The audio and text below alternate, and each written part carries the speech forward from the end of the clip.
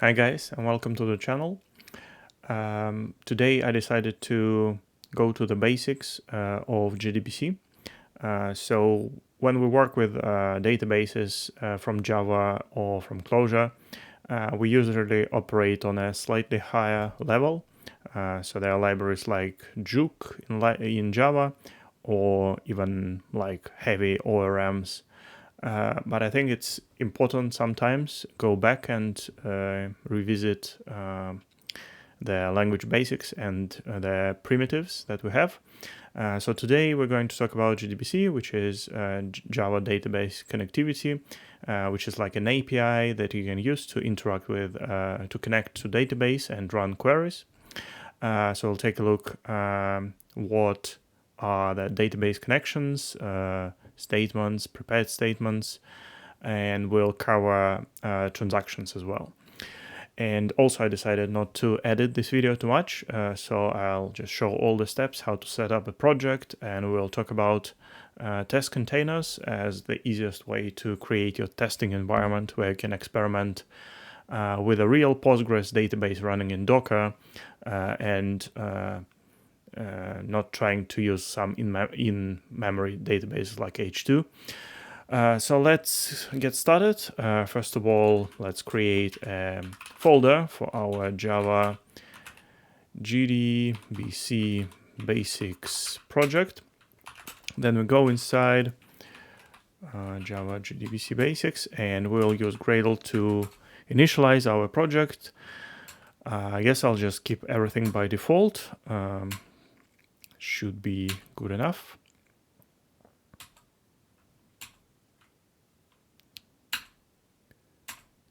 Yeah, and that's it. We have our project ready. So now I can just open that in IntelliJ. Yeah, so first of all, what I usually do in a empty project, just go to test and just run that just to see if you have everything set up and working properly, and feels like we have everything we need. And let's add a database. So to do that, let's go to TestContainers, Postgres, and we have this Postgres module, and also we'll need a JUnit support. So if we scroll a bit, we'll see dependencies that we need, and we go to our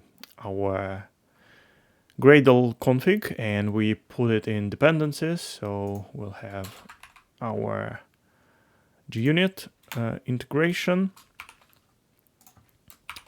and we will need a Postgres dependency.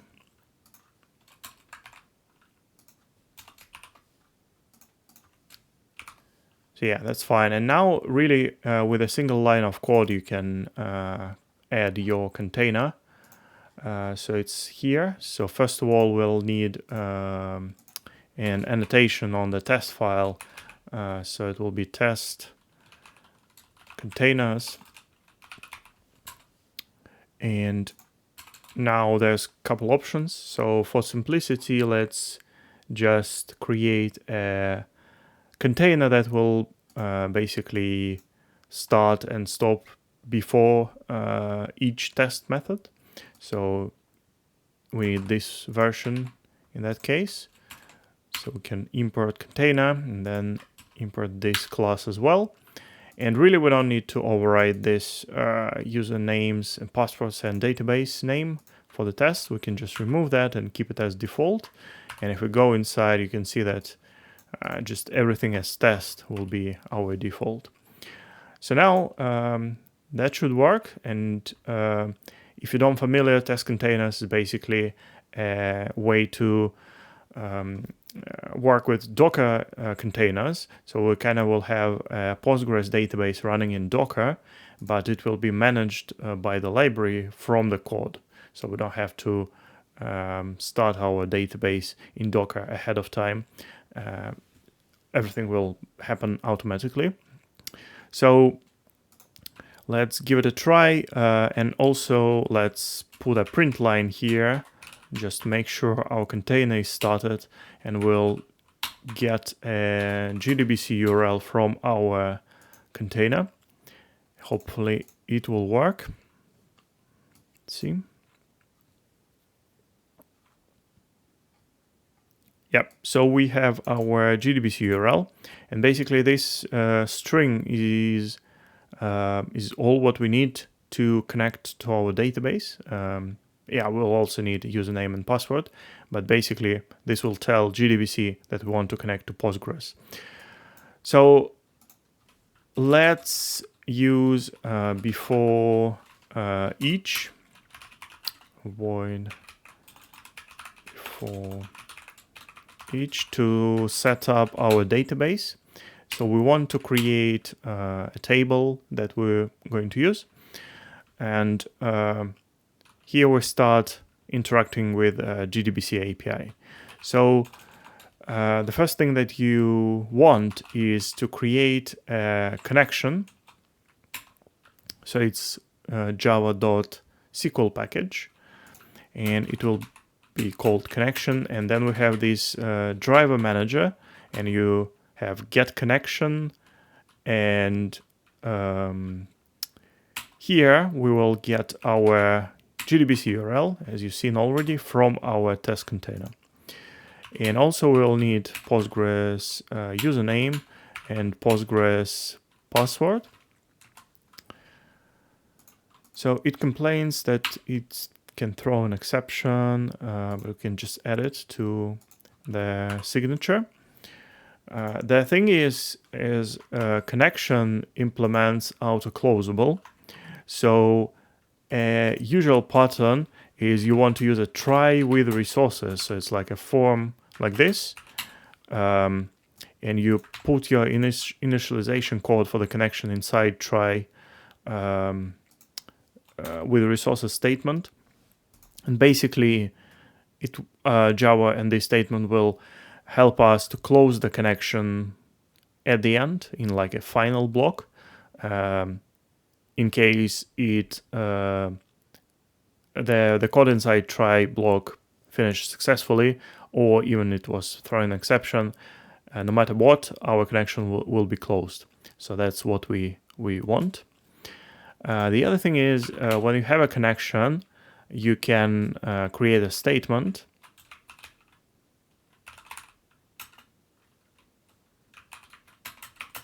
So it will be connection.create statement.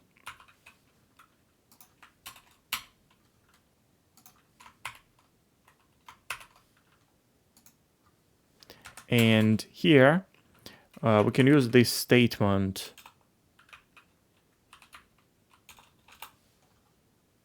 Something is wrong. Oh, sorry, wrong place. So like this. We run reformat code. Yeah. So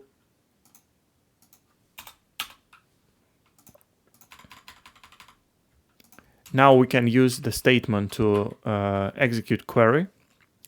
And for the first query, we'll probably just use execute, which just returns Boolean for like true or false if it was successfully applied. For your select queries, you'll have the execute query, which will return result set, but we'll see it in a second. So here, what we want to do is to create table. Let's say products, something like that, and we want ID, serial, primary key. Let's say we want name, text, and product count, integer. And here, let's say we want to check that product count is greater or equal to 0. So we will see that in a minute, but basically my plan is to show the transactions as well. And I want a case when one of our statements, for example, update in products, will lead to product count going below 0, and we want to fail a transaction in that case. So yeah, let's see if that works.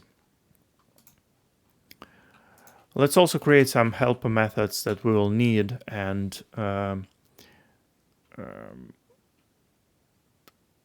I just suggest we do something like get, or like first one will be create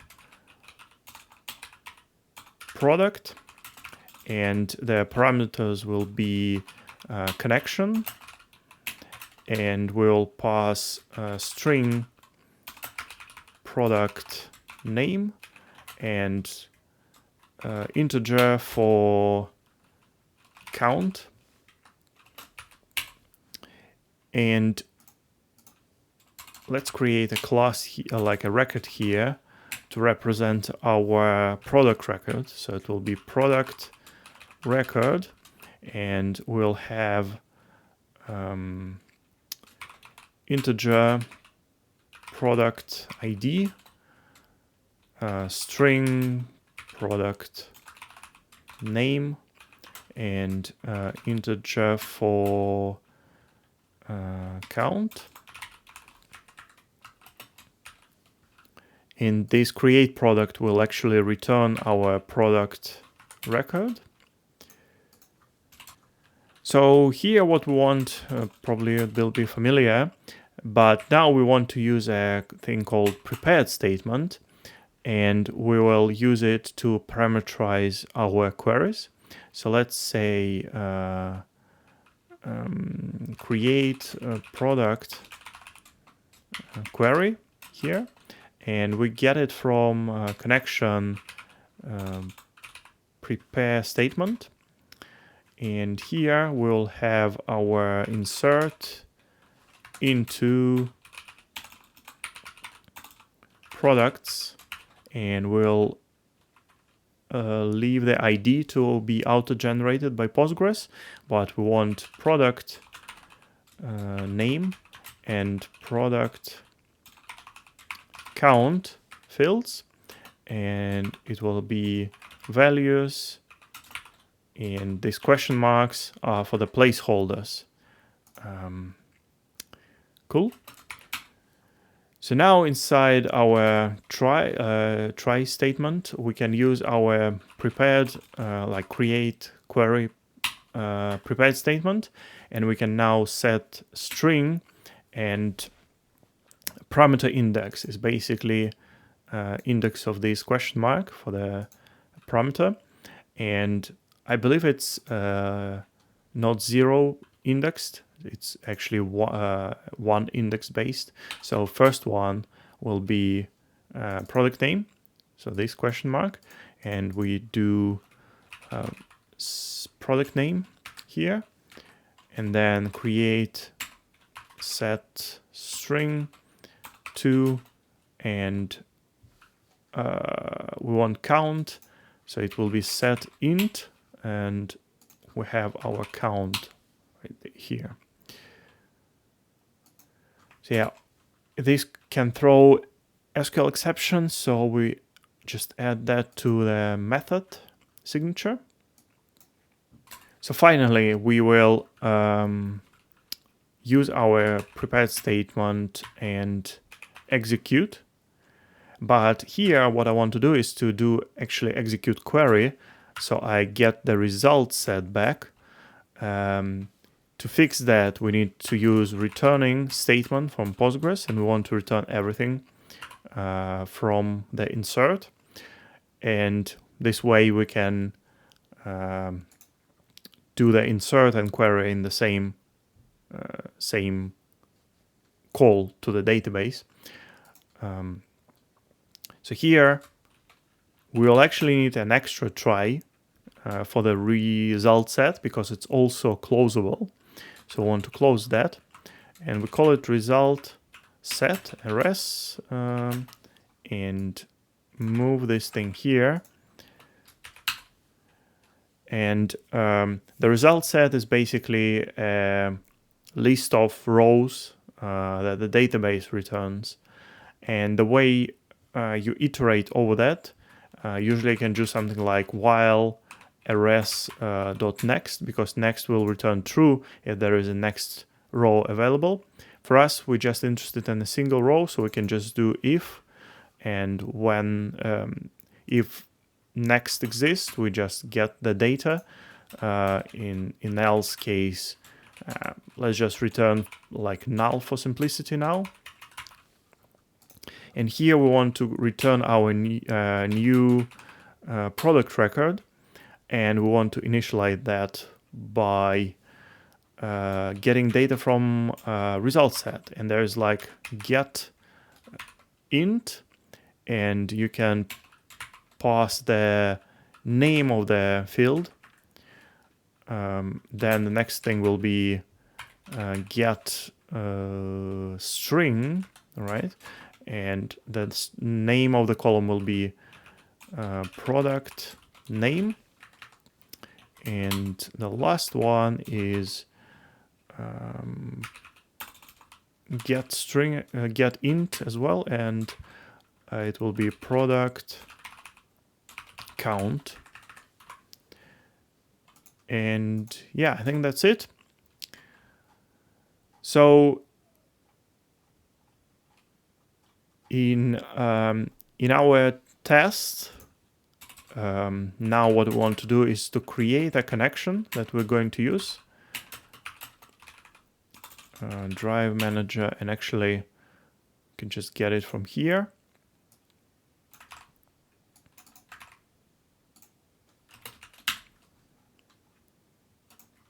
We need to add exception, and then let's say product 1, and we do create product, then we're passing the connection, and let's say product 1, and let's say count 10, something like that.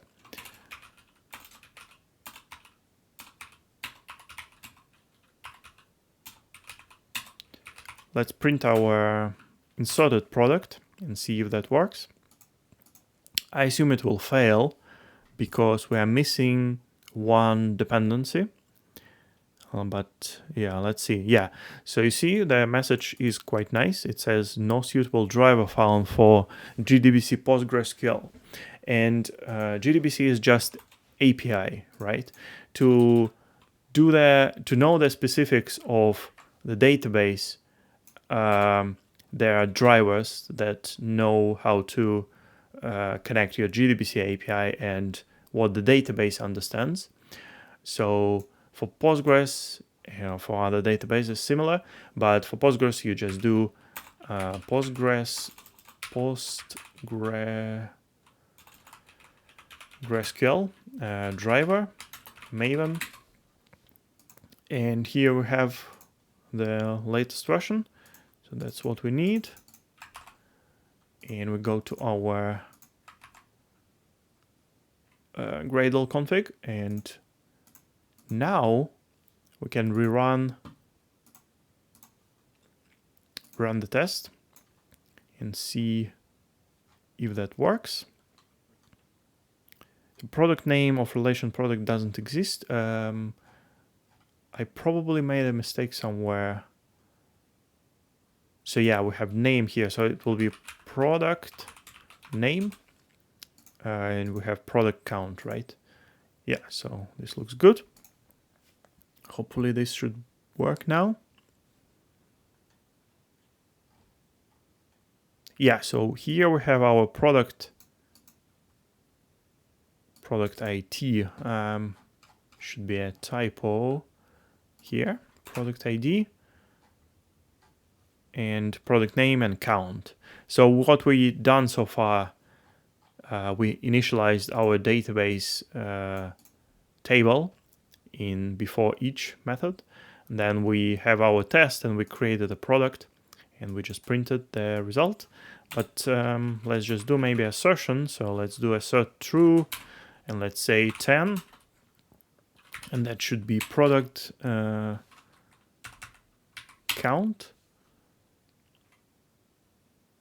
And let's check that assert not null. Product ID is not null, and then we have count, and let's say we have our product one name correct as well, so it will be product name, and this should still work, right?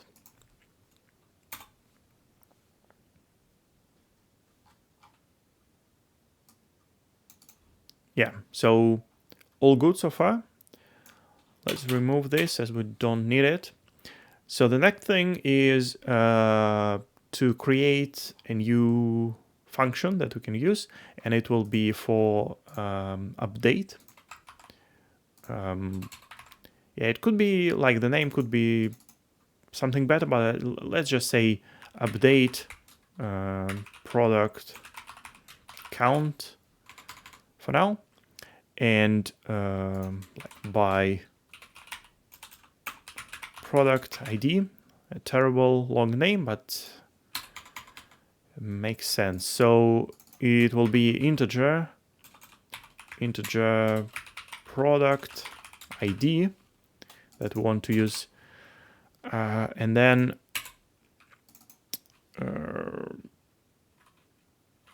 so yeah, let's use the name count, but basically we'll just subtract the count from. So it's not like, let's say, reserve products.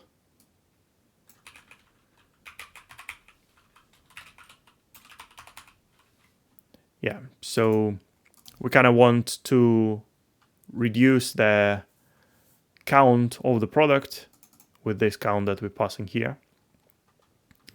So we want to change our query. So now it will be update products, and we want to set count to be count minus something. We want a where statement, and it will be where product ID equals question mark, and then return everything. So it will be update product query. And here now we should be careful. So the first one is this question mark. And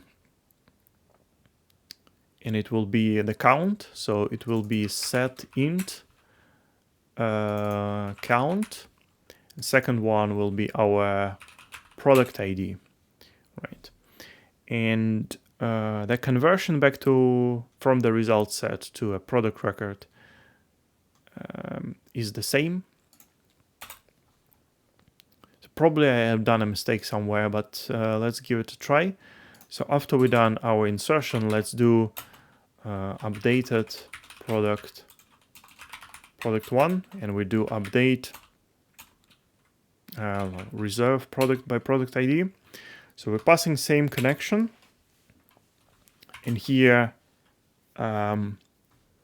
what we want, what are the parameters?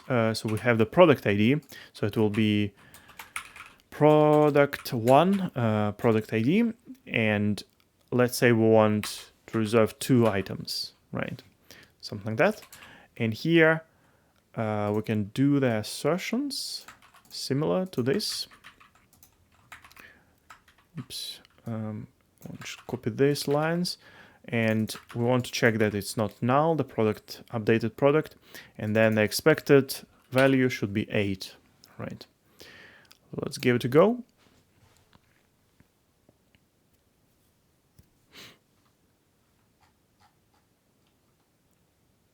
Nope. Let's see. Product ID doesn't exist. Yeah, so it's not product ID, it's just ID. And yeah, it's here. Should be fine.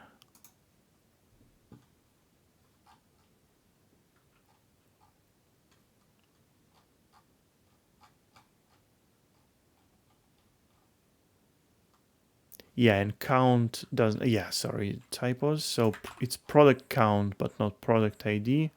That's how we named it. So it's product count minus, yeah. So let's rerun.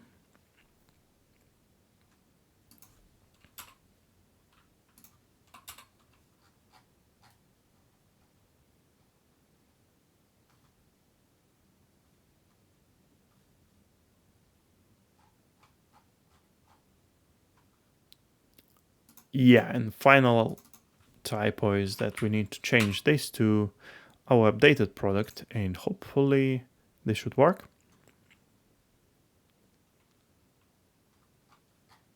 Yeah, the test is green. So finally, we want to check how the transaction works in JDBC, right? And this sometimes is surprising to people, is that there is no, there is no separate entity or class describing the transaction. And that's what a bit confusing to the new developers probably. You basically just have this connection class, and how you control transaction is that you set your outer commit to false, and then you manually call commit or the rollback. So first of all, let's actually check that if we go below our count. So let's say if we do count 10 here, that our check constraint will actually work.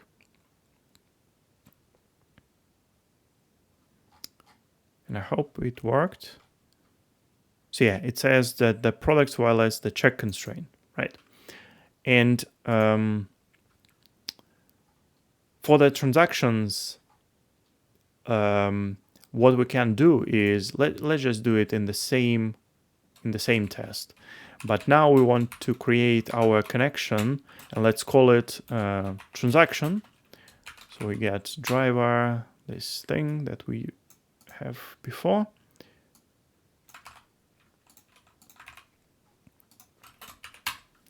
And first thing that we will do is set auto commit to false. And here, let's do 2 queries like this. And let's move it inside this try catch. So we have access to our products.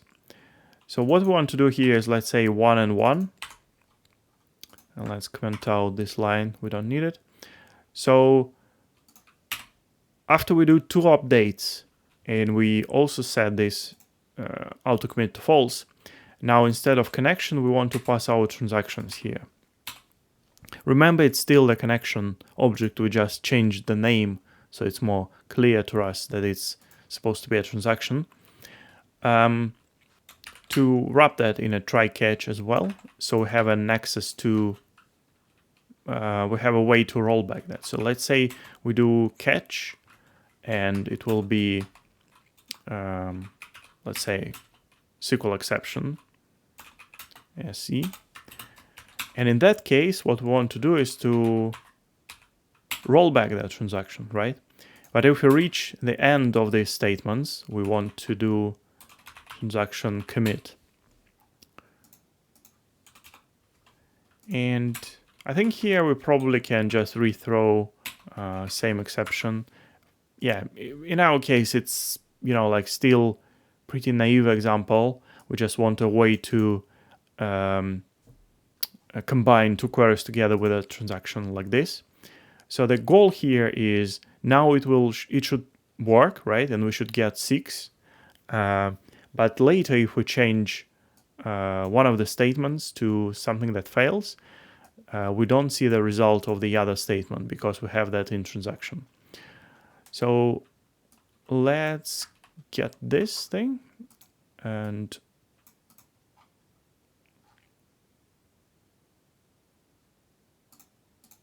Yeah, probably the easiest way will be to create a new function just to get product by ID, and we'll just have integer product ID, and here we'll just have a select from products where ID equals question mark, nothing else, and then we just have set 1 to product ID. We don't need this line, and let's say it select query. So now we have an easy function that we can use to get the updated product. So after this block, let's do var updated product 1 after transaction. Let's get product by ID, passing the connection, and var product 1 product ID. And here we want to do an assertion as well, similar to this. And here we're expecting it to be 6 after our transaction commits. Let's try that.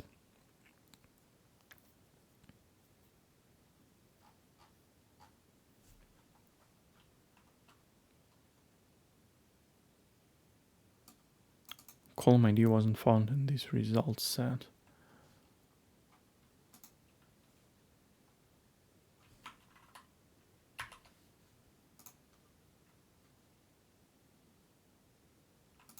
Select, I forgot to add all columns to the result set, annoyingly.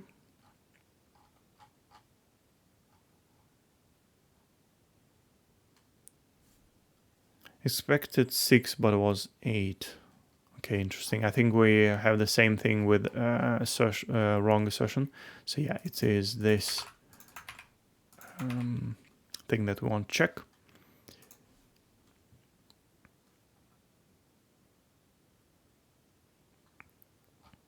So now it works, but let's actually remove this throw so it's not breaking our code. So let's do this. So if we put something big here, so this statement should work fine, but then we have here the constraint exception, and then we're going to this catch and we're doing the rollback. So now the expected value should be still 8. Let's see if that works.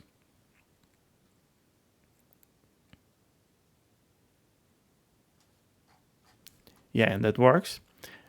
But if we do remove those logic, right, and we remove this line, so now this will still work, right?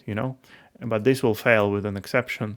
So now our statement will fail because the first line that should be in transaction is now not in transaction.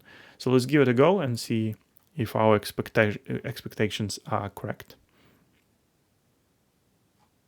Yeah, and you see, we have 7, so we lost this atomicity guarantee from transaction because we now have auto commit by default to true, so all statements are committed immediately.